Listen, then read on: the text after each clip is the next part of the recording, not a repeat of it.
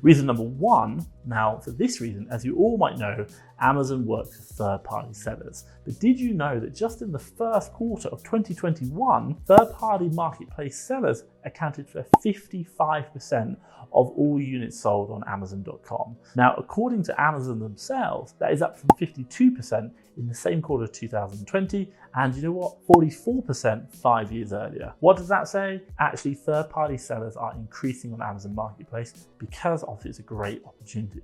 Now, imagine that only half of the paid-for units were sold by third-party sellers, and considering the figures mentioned, that how big that third-party seller communities are, and the growing number of units are being sold, and my God, Amazon's even growing as well, then it showed that 56% of units are sold by Amazon sellers in 2021 in Q2, and that just means that 2022 it's going to grow even more. And it's not like Amazon's sales overall are flatlining. They're growing as well, and you can be part of that. And I think that's an amazing opportunity. Number two, other than, should we say, the booming number of sales sold by third-party sellers, the second reason is that, should we say, the shipping, the delivery, and the selling are all done in one place, Amazon's platform. A lot of the products are sold through the FBA, Fulfillment by Amazon program. Now, consider, should we say, like maintaining a successful online business requires so many different moving parts.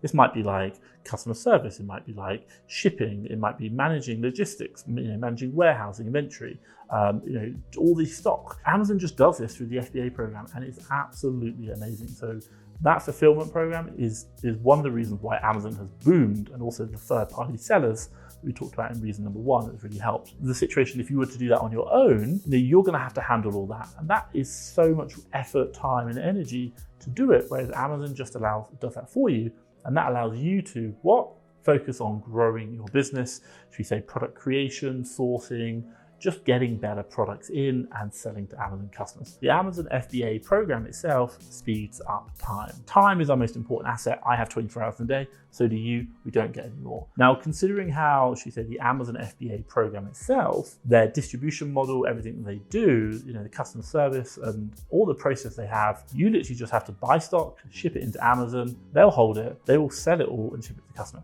Done. That is so much simple, and that just allows them to take care of fulfillment issues from start to finish, and even the customer service, and that is all done for a super small fee, which I'll tell you now, I can't even get if I went to the delivery companies direct. So cheap through Amazon, they do it at such scale, the value they add is so amazing. So such a great opportunity there at doing the FBA program. And you know what, even add to that another layer. If you're like me, I travel the world right now in Mexico City, and I would not be able to do this if I had to be in a warehouse shipping orders. It's because of the FBA program I can do this remotely in any part of the world. Over the years, Amazon has greatly expanded, selling millions of different products and opening numerous fulfillment centers, warehouses across the globe.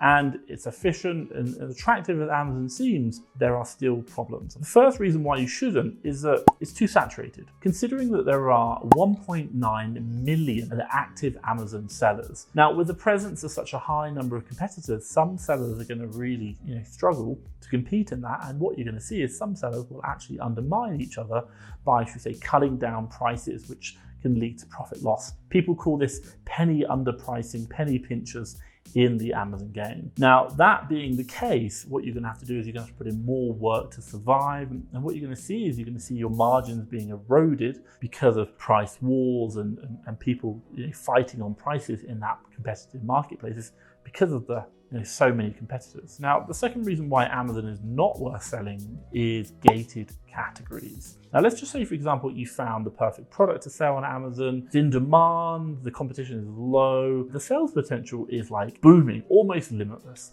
After some additional research, you found out that you might not be able to sell this item because it falls into one of Amazon's restricted categories. Now, if you were to sell under, should we say, gated categories, it would require additional work for you to, should we say, get ungated, provide additional documentation that Amazon wants you to provide. You might be asking what gated means. Well, basically, it's when you are not allowed to sell a specific brand or a specific category at the present moment in time, because that brand or that category has, should we say, a gate around it stopping sellers or stopping you from selling. And why?